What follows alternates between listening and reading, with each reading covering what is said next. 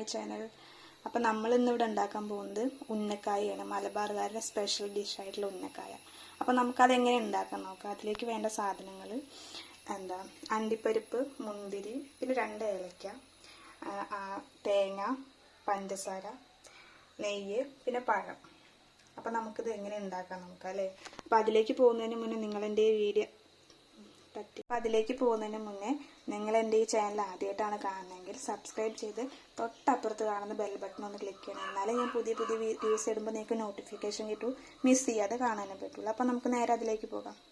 അപ്പോൾ ഇനി നമുക്ക് പഴം നന്നായിട്ടൊന്ന് വേവിച്ചെടുക്കാം. അത്യാവശ്യം പഴുത്ത പഴം വേണം അത് ഉണ്ടാക്കാൻ.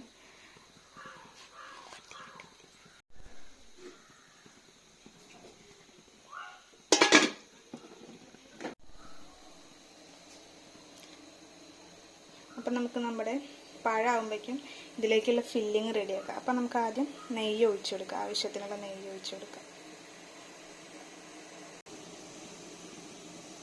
അപ്പം നെയ്യ് തന്നെ വേണമെന്നില്ല കേട്ടോ, നിങ്ങൾക്ക് ഇഷ്ടമുള്ളത് ഏതാച്ചാൽ വെളിച്ചെണ്ണ, ഓയിലോ. പക്ഷെ നെയ്യാകുമ്പോൾ കുറച്ചും കൂടി ടേസ്റ്റ് കൂടും. അപ്പം നമുക്ക് ആദ്യം നമ്മുടെ അണ്ടിപ്പരിപ്പ്, മുന്തിരി ഒന്ന് വറുത്തെടുക്കാം. നമുക്ക് പെട്ടെന്ന് തന്നെ റെഡിയാക്കി എടുക്കാൻ പറ്റുന്ന ഒന്നാണ് നല്ല ടേസ്റ്റ് ആയിട്ടുള്ള ഉന്നക്കായ.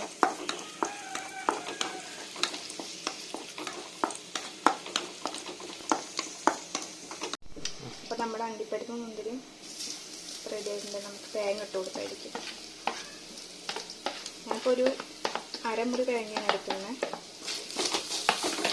നന്നായിട്ട് വാട്ടിയെടുക്കും.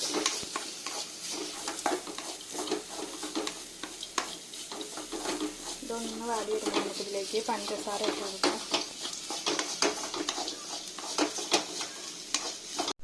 അപ്പോൾ ഇതിലേക്ക് 2 ഏലക്ക ഇട്ട് കൊടുക്കുകയാണ്. ഇത് നിർബന്ധമൊന്നുമില്ല, ഒരു മണത്തിന് വേണ്ടിയിട്ട്. നമുക്ക് മധുരത്തിന് ആവശ്യമായിട്ടുള്ള പഞ്ചസാര ഇട്ട് കൊടുക്കാം.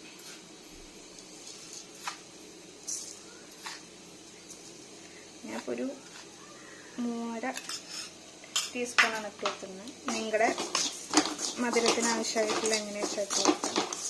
എനിക്കിതാണ് പാകം. നന്നായി മിക്സ് ചെയ്തെടുക്കാം.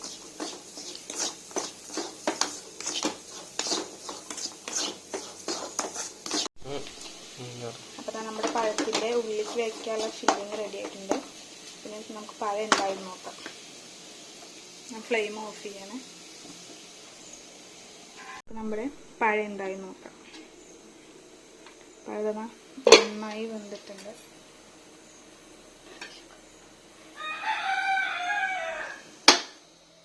നമുക്കിത് നന്നായിട്ട് ഉടച്ചെടുക്കണം. ചൂടൊന്നതായതിനു ശേഷം നമുക്ക് നന്നായിട്ട് ഉടച്ചെടുക്കാം.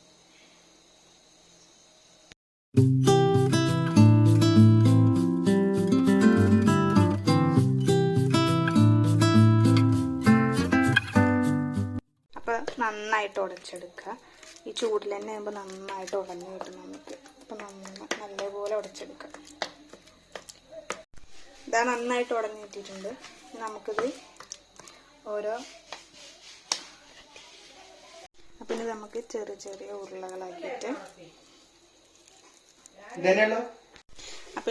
ഉരുളകളാക്കിയിട്ട് ഇത് പരത്തിയെടുക്കാം. കയ്യിൽ ഒട്ടിപ്പിടിക്കുന്നുണ്ടെന്നുണ്ടെങ്കിൽ ഒരു ശകലം നെയ്യൊന്ന് തടവി കൊടുക്കുക. അധികം തിന്നാക്കണ്ട. അപ്പം നമ്മുടെ ഫില്ലിങ് പുറത്തേക്ക് വരും. അപ്പം നമുക്ക് ഫില്ലിങ് വെച്ച് കൊടുക്കാം.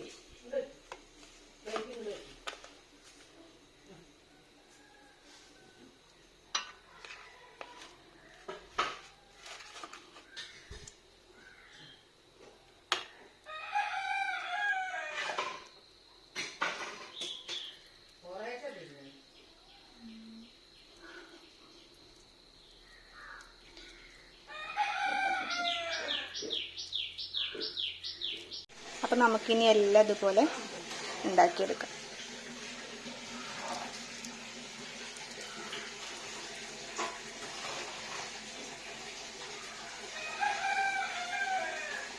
നമ്മളിത് അങ്ങനെ എല്ലാം റെഡിയാക്കി വെച്ചിട്ടുണ്ടെങ്കിൽ നമുക്ക് എണ്ണ ചൂടാക്കിയിട്ട് വറുത്തെടുക്കാം.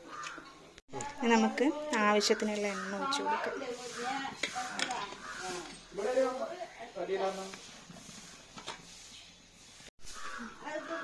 അപ്പോൾ എണ്ണ ചൂടായിട്ടുണ്ട്. നമുക്കിത് ഓരോന്നോരോന്നായിട്ട് വറുത്തെടുക്കാം.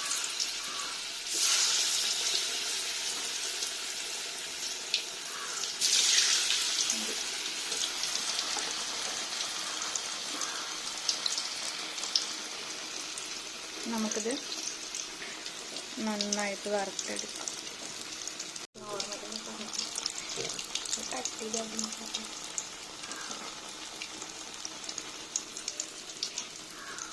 നമുക്ക് ഒരു സൈഡ് മൂത്തിട്ടുണ്ട്, നമുക്ക് മറിച്ചിട്ട് കൊടുക്കാം. അങ്ങനെ എല്ലാം മറിച്ചിട്ട് കൊടുക്കാം. അപ്പോൾ നമ്മുടെ ഒന്ന് പൊട്ടിയിട്ടുണ്ട് കേട്ടോ. ബാക്കി രണ്ടെണ്ണം നമ്മളെ ഇത് നന്നായിട്ട് മൂത്തിട്ട് നമുക്ക് വറുത്ത് പോകാം.